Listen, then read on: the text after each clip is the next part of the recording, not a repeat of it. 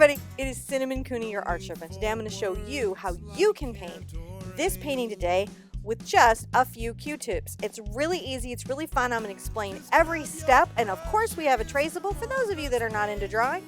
So get your paint, get your brushes, get your Q-tips, and come back and meet me at the easel right now. We're going to paint. So let's look at the materials we're going to be using in today's project so you can do this at home. This is a 9 by 12 canvas board.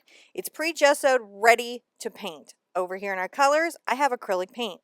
I have white, blue, a dark rich red, a bright orange red, a yellow, and a black. I also have little bunches of Q-tips that I've already rubber banded together. It's nice to get these done before you start. I have water and, of course, brushes for acrylic painting. If you want to know the exact colors I used, you can check the description below, and of course TheArtSherpa.com, where we list all that information. Let's get started painting this in. So I'm going to get a nice big acrylic brush. This is about 1 inch wide and has synthetic filaments for painting. I'm going to get it wet and drag off the extra water. I want it to be moist, but not crazy soaking wet. I'm going to load my brush, both sides, with the blue and just come across the top back and forth of my canvas horizontally, brushing this in, covering my white canvas. You might be surprised that sometimes covering white canvas can be a little bit harder. That time I didn't drag off the extra water because I wanted my paint to come off my brush a little bit easier, and that's something you'll have to check depending on how much water your brush might be holding. All right, see how I'm going just back and forth? Now as I'm coming down, I'm going to load up. You might need a little water here. I'm going to dip there just a titch. Not a lot, because if you get it overly soaking, it's not going to be fun.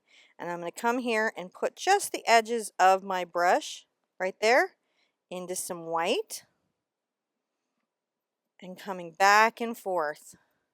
It's going to lighten it just a little bit. Now I'm going to come here. Without rinsing out my brush, I'm going to grab some white paint. Get water if you need it. And right here, I'm going to brush that lighter color into the darker color above it. And that's going to create a blended ombre for our sky. And I'm pressing the paint out of the brush, coming down, and just blending. If I need to come over here, I'm going to get this wet, but not rinse out the pigment.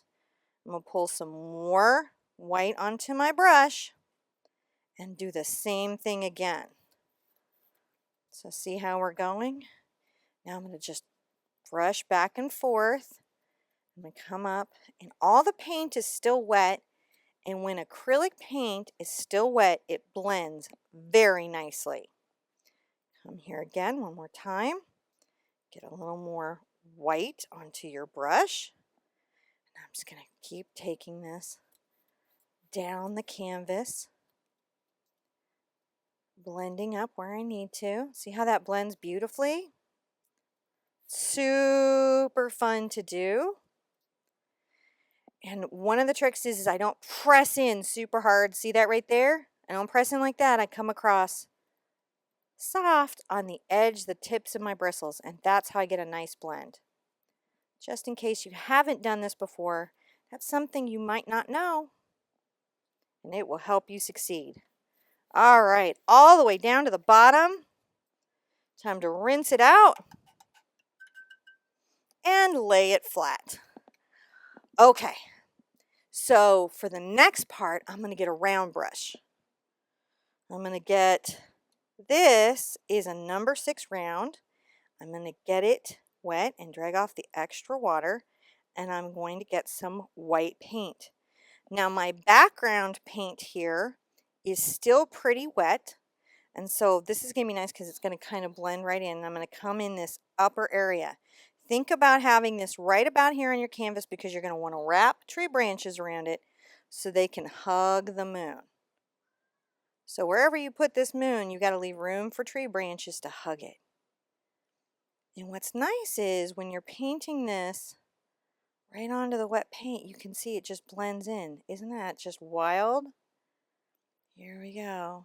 I'm doing this about the size of a quarter. You can see that in relationship to my thumb. And then the next thing I'm going to do is get some white paint. It's just on the tip of my brush. And I'm going to add some character to my moon on this right side. I'm going to just dab this in, little character on my moon, leaving it darker here, and just dab that in, and it'll feel like craters. See, it's actually pretty fun to paint the moon, even kind of realistically. There you go. All right. Now I'm going to rinse out that brush really well.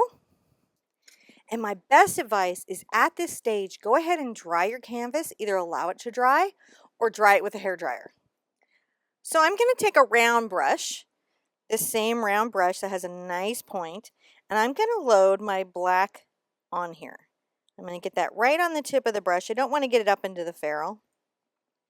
And I'm going to come over here a couple inches from the left, and I'm going to very lightly create and craft a hill.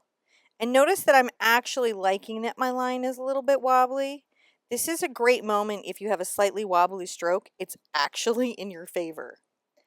Then I'm going to come at the top of my hill, and I'm going to imagine that a bird dropped a seed here a long time ago. And up from that grew a tree. And so I'm going to come underneath my line here. And just on the tip, I'm going to wander this up a few inches. And then right here, I'm going to wander a little bit over to the left. Coming up here, and as I go up, I lighten my stroke. Then I'm going to come from under the ground, just a little bit wide here. This is about an inch wide, and I'm going to start to wander my line in. And it's okay, again, that my line is not perfectly smooth because trees tend not to be perfectly smooth. And I'm going to follow this branch, thinning it out as I go up. There we go. I don't want to take it up much past this alignment with the moon.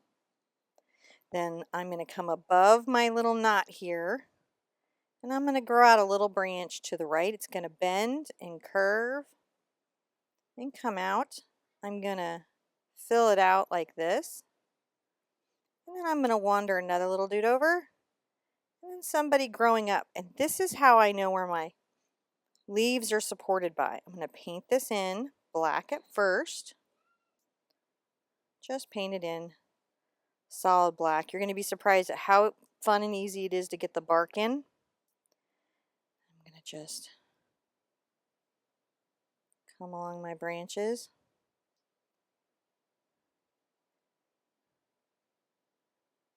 All right, here we go. Here we go, here we go. Of course, I've got everything you need to do this. I'm going to wander a branch over here to support up some more leaves. So at the beginning of the stroke is the hardest I press, and then as I come out, I lighten this up. That's how I really make my round brush work for me. And a lot of this is going to be just right underneath Q-tips. You don't have to worry about it too much. Let's just take a little branch here, little one here. And so again, much of this is going to just vanish underneath. Now I'm going to get into my white, and it's going to make a gray.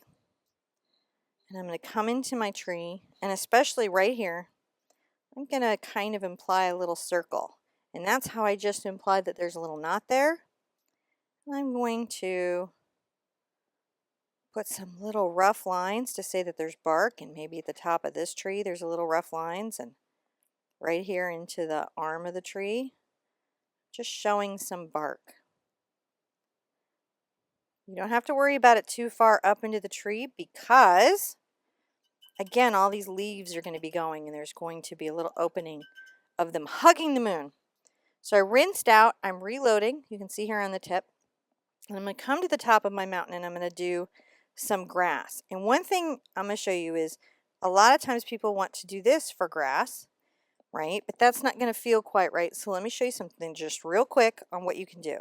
So press on the stroke and then flick and lighten it. The other thing I like to do is change direction sometimes. So sometimes I blow the grass to the right, and then sometimes I arc it back to the left. And that's how I avoid what I like to call the crew top. See how that's like a crew top? So that's just something you can do, you know, to maybe make your grass more grass-like. Today I'm going to put some around my tree. Just letting the grass be grassy, right? Now there's going to be a lot of grass going on here. So I like to make some short and some tall. It just goes a lot of different directions. Ooh, there we go. Just telling a little story. Once you have that in, rinse it out and put it to the side. I'll need it again in a minute. I'm going to get, this is called a bright. And I am going to, this is about a number 6. You could do a 4, you could do an 8. You just want to be able to fill in the hill with your black paint below your grass line, right? And then I'll show you how to put in your grass highlights. And at the end, we'll put in all that colorful red grass. That's so pretty. You're going to love how this comes out. You're going to be so impressed with yourself. All right, there we go.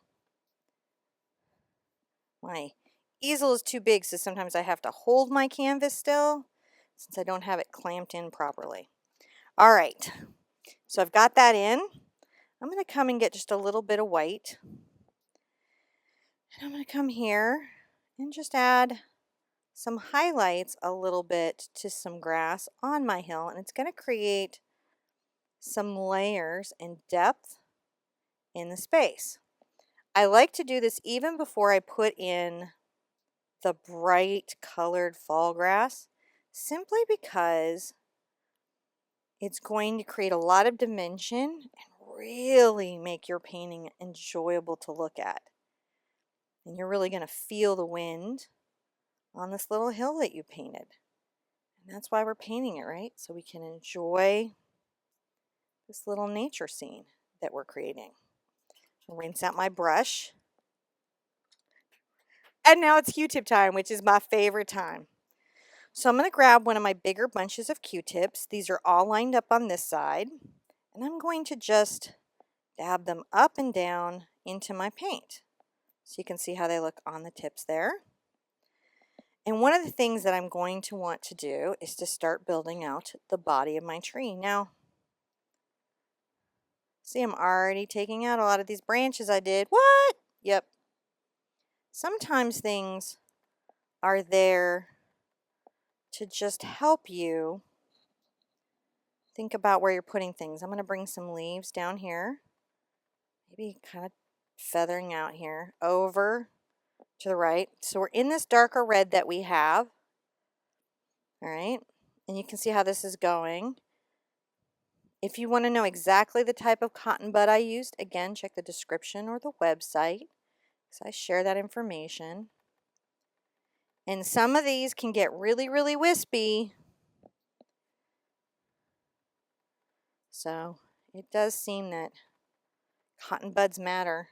You'll notice that I'm bringing little bits up into the air. And I've got to remember that I've got to bring some branches here, right? I'm going to bring this branch kind of loosely. Oh, it's got to curl around. I sometimes rotate my Q-tips to get control over them.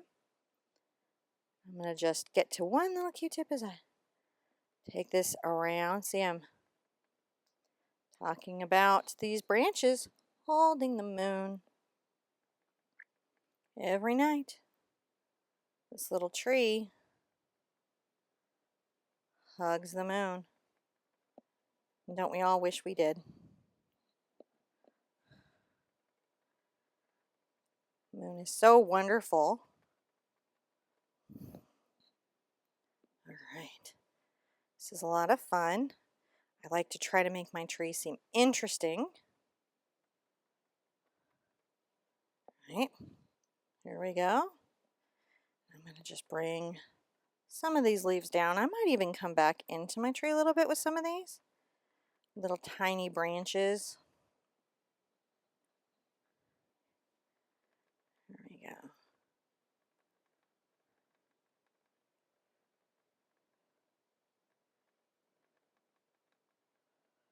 right. It's just nice to fill it out.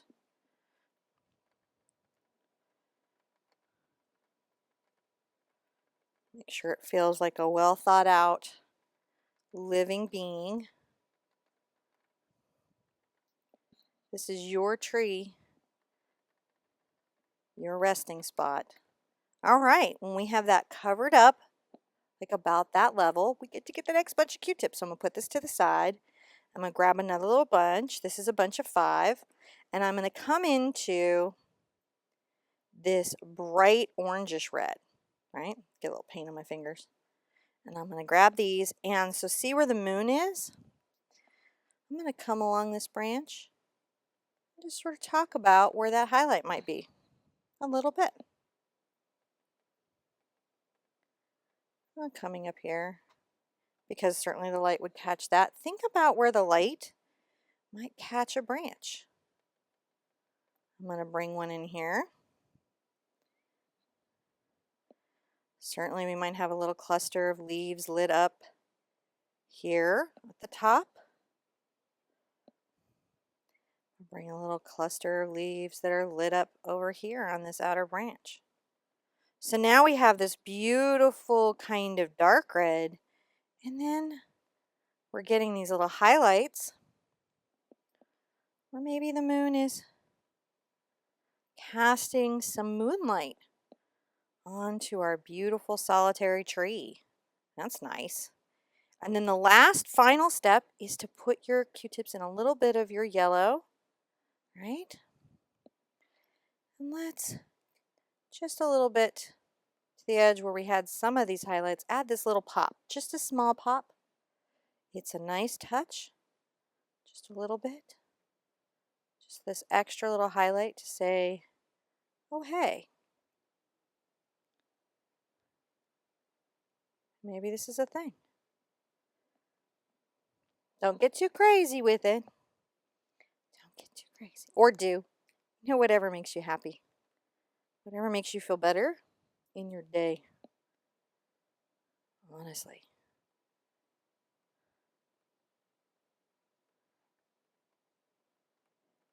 Okay. Okay, let's put some of this great tree color in the grass below. I've got a number 4 bright. I'm going to get it wet, drag off the extra water, and come get my first red that I used. Whatever your darker, rich red was. And I'm going to come into my hill, and I'm going to just add some grass. Now I'm using a bright right now. You could keep using your round. I want it to be bright though, so it's a good idea to rinse that out after using the black if you're using the same brush. Okay, I'm going to load this up and see how it's loaded. All right, just adding a little color right around the tree. Rinsing that out.